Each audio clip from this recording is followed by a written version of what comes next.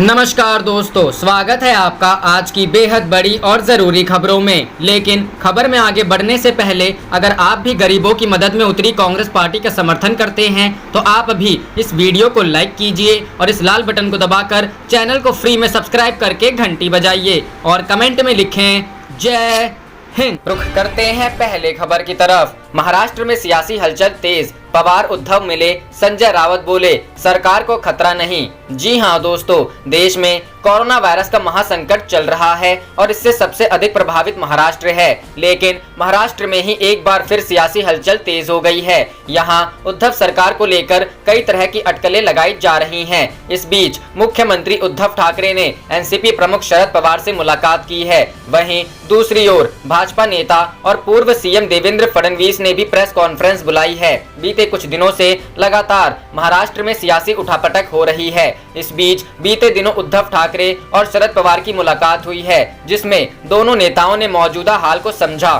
सूत्रों की माने तो कुछ विधायकों का कहना है कि भाजपा की ओर से उन्हें संपर्क किया गया है। ऐसे में उद्धव सरकार पर खतरा मंडराने लगा था। एनसीपी कांग्रेस के कई विधायकों ने उद्धव ठाकरे सरकार की कार्यशैली पर सवाल खड़े किए थे। इसी बीच पहले शरद पवार संजय रावत की मुलाकात हुई और फिर शरद पवार उद्धव ठाकरे मिले। रुख करते हैं अगली खबर की तरफ। महाराष्ट्र जैसा ही है यूपी का हाल। कोरोना संक्रमित मरीजों की संख्या छिपाई जा रही, सामने आया प्रशासन का बड़ा खेल। जी हां दोस्तों, महाराष्ट्र कोविड-19 से संक्रमित मरीजों की बढ़ती संख्या को लेकर भले ही सुर्खियों में हो, लेकिन यूपी में कोविड-19 के मरीजों के वास्तविक आंकड़े सामने नहीं आ रहे हैं। उच्च पदस्थ सूत्रों के अनुसार कुछ आंकड़े स्थानीय प्रशासन द्वारा छिपाए जा रहे हैं तो कुछ आंकड़े क्वारंटाइन किए जाने के डर से सामने नहीं आ रहे हैं। प्रदेश में अगर आंकड़ों की बात करें तो 24 मई की रात तक कोविड-19 मरीजों की संख्या 6268 पार कर चुकी थी। इन आंकड़ों में वह लोग शामिल नहीं हैं जो कोविड-19 पीड़ित होने के बावजूद सरकारी रिकॉर्ड का हिस्सा नहीं बन सके हैं। लोकमत ने ऐसे कुछ आंकड़ों का पता लगाने की कोशिश की तो पहला मामला गाजियाबाद के इंदिरापुरम से मिला। हंसराज, जो मूल रूप से हरियाणा का रहने वाला है और वह कोविड-19 का शिकार हो चुका है, लेकिन क्वारंटाइन किए जाने के डर से प्रशासन ने संपर्क नहीं कर रहा है। लोकमत से फोन पर उसने इसकी पुष्टि की है। दूसरा मामला नोएडा के सेक्टर 36 का है, जिसकी प्रशासन को भनक तक नहीं है। तीसरा मामला फिरोजाबाद में मित्तल परिवार का सामने आया है। पति और पत्नी दोनों कोविड-19 से संक्रमित पाए गए हैं, लेकिन स्थानीय प्रशासन यह जानकारी होने के बावजूद इसे पंजीकृत नहीं कर रहा है। यह तो ऐसे मामलों की महज बानगी है। पूरे प्रदेश में यदि सही संक्रमित लोगों को गिन लिया जाए तो यूपी में महाराष्ट्र की श्रेणी में खड़ा हो जाएगा। संक्रमित मरीजों को घरों में रहने को कह रहे हैं अधिकारी। मित्तल परिवार के एक सदस्य माधव प्रसाद मित्तल का कहना था कि प्रशासनिक अधिकारी संख्या बढ़ने के डर से संक्रमित मरीजों को चुपचाप घरों में रहने को कह रहे हैं, क्योंकि प्रशासन के पास ना तो संसाधन है और संक्रमितों की संख्या बढ़ने ना पाए, इसीलिए किसी सरकारी रिकॉर्ड में ऐसे लोगों का ब्यौरा दर्ज नहीं किया जा रहा है। रुख करते हैं अगली खबर की तरफ। कल से शुरू हो सकती है दिल्ली मेट्रो, आज सभी कर्मचारियों को कार्यालय आने का निर्देश। जी हां दोस्तों, कोरोना वायरस संक्रमण के बढ़ते मामलों के बीच दिल्ली में कल यानी 27 मई से मेट्रो का संचालन शुरू किया जा सकता है। आज यानी 26 मई से कर्मचारियों को पूरी क्षमता के साथ कार्यालय में उपस्थित रहने को कहा गया है। आज सभी कर्मचारियों को मेट्रो के संचालन के विषय में ब्रीफिंग दी जा सकती है। सूत्रों से मिली जानकारी के अनुसार आज सभी कर्मचारियों को इसलिए बुलाया गया है ताकि उनको मेट्रो के संचालन के विषय में ब्रीफिंग दी जा सके, जिसके बाद कल से मेट्रो का संचालन शुरू होने की उम्मीद है। इससे पहले 21 मई को दिल्ली मेट्रो की सेवाओं को फिर से संचालित करने की तैयारियों का जायजा लेने के लिए डीएमआरसी के प्रबंध निदेशक डॉक्टर मंगू सिंह ने मेट्रो का निरीक्षण किया था। उन्होंने खैबर पास और शास्त्री पार्क डिपो का निरीक्षण किया था।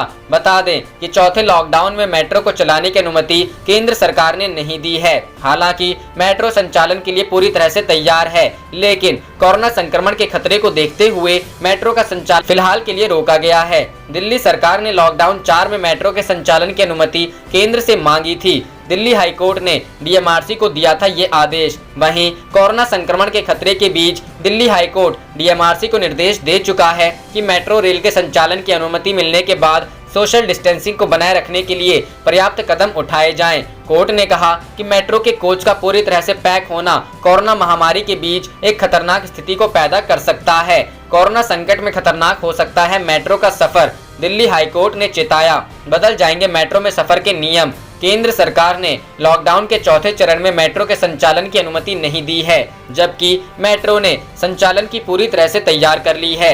जैसे ही संचालन के आदेश होंगे उसी दिन से मेट्रो चलने लगेगी। इस दौरान मेट्रो के नियमों में भी बदलाव किए गए हैं। अब यदि मेट्रो का संचालन होता है तो यहाँ पर कोरोना से बचाव के लिए मास्क अनिवार्य होना, मेट्रो बोर्ड करने से पहले स्क्रीनिंग होना, किसी के बीमार होने पर मेट्रो में नहीं जाने देना और सोशल डिस्टेंसिंग का ध्यान रखते हुए मेट्रो में 2 मीटर की दूरी बनाए रखने जैसे नियम बनाए जाएंगे। रुख करते हैं अगली खबर की तरफ। यूपी कांग्रेस अध्यक्ष की गिरफ्तारी पर बोली प्रियंका, जारी रहेगा संघर्ष। जी हां दोस्तों, बस विवाद में गिरफ्तार हुए थे यूपी कांग्रेस अध्यक्ष प्रियंका बोली, एक एक कार्यकर्ता करेगा संघर्ष। कांग्रेस महासचिव प्रियंका गांधी वाड्रा ने योगी सरकार के खिलाफ संघर्ष का ऐलान किया है। दरअसल बस विवाद के बाद उत्तर प्रदेश की योगी सरकार ने कांग्रेस के प्रदेश अध्यक्ष अजय कुमार लल्लू को गिरफ्तार कर लिया था।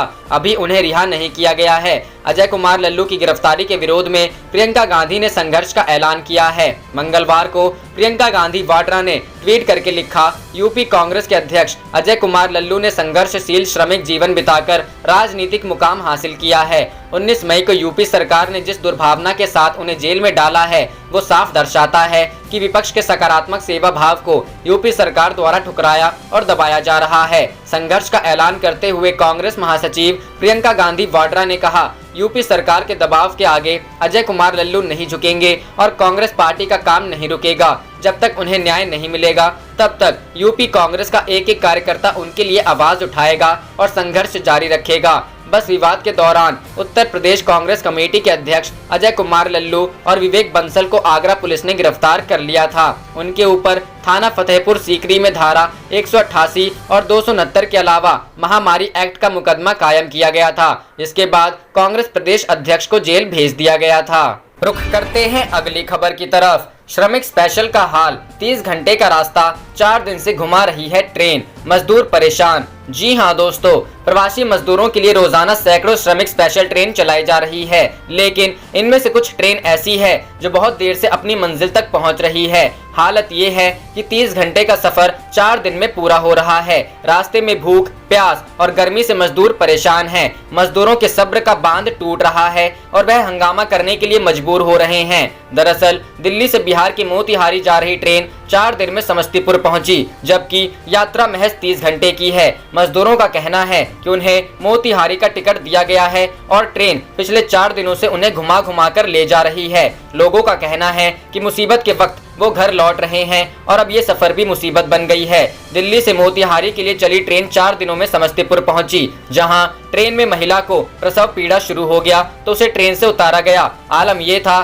कि महिला ने बिना किसी मेडिकल सुविधा के एक बच्ची को प्लेटफॉर्म पर ही जन्म दिया। इस बीच जानकारी मिलने पर रेलवे के सीनियर डीसीएम अपनी गाड़ी लेकर महिला को अस्पताल ले जाने पहुंच गए।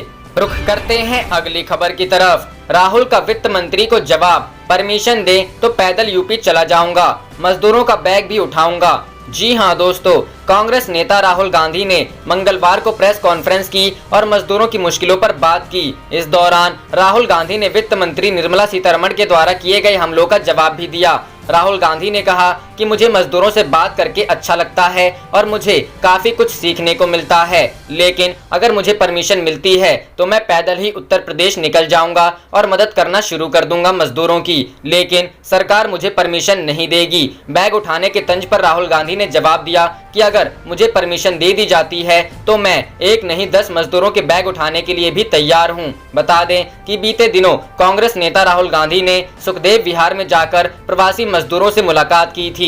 इस दौरान राहुल गांधी ने मजदूरों की मुश्किलों को जाना था और पैदल घर जाने का कारण पूछा था। मुलाकात के बाद राहुल गांधी की ओर से मजदूरों के लिए एक गाड़ी की व्यवस्था भी की गई थी। इसी के बाद वित्त मंत्री निर्मला सीतारमण ने एक प्रेस कॉन्फ्रेंस में राहुल गांधी की मजदूरों से मुलाकात को ड्रामा बताया था।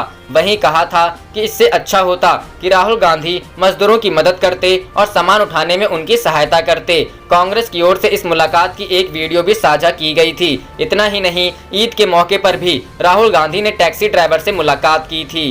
रुख करते हैं अगली खबर की तरफ। बिहार, प्याज पर कोरोना की मार, खेतों में उपज छोड़ने को मजबूर किसान। जी हां दोस्तों, प्याज की खपत में 50% तक की कमी आई। कोरोना वायरस के चलते प्याज की सप्लाई रुकी प्याज की गिरती कीमतों को लेकर बिहार के प्याज किसान बेहद परेशान हैं। एक तरफ लॉकडाउन की वजह से प्याज की सप्लाई नहीं हो पा रही है, तो दूसरी तरफ कोरोना के डर से प्याज की खपत कम हो गई है, क्योंकि लोगों ने नॉनवेज खाना कम कर दिया है। एक अनुमान के मुताबिक प्याज की खपत में 50% तक की कमी आई है। बिहार में प्याज के किसानों ने खेत में ही प्याज की फसल छोड़ दी है, क्योंकि इन प्याजों की कीमत से मजदूरी भी नहीं दी जा सकती। किसान अपने प्याज की उपज को फेंक रहे हैं या फिर उसे औने पौने दामों में बेचकर नुकसान उठा रहे हैं। नालंदा के किसान धीरेन्द्र सिंह ने बताया कि प्याज की कीमत इतनी कम है कि इसे खेतों से निकालकर घर ले जाने का खर्च ज्यादा लग रहा है, इसलिए इसे खेत में ही छोड़ रहे हैं। किसानों के मुताबिक 1 एकड़ में प्याज उत्पादन की लागत 30 से 35 हजार रुपए है,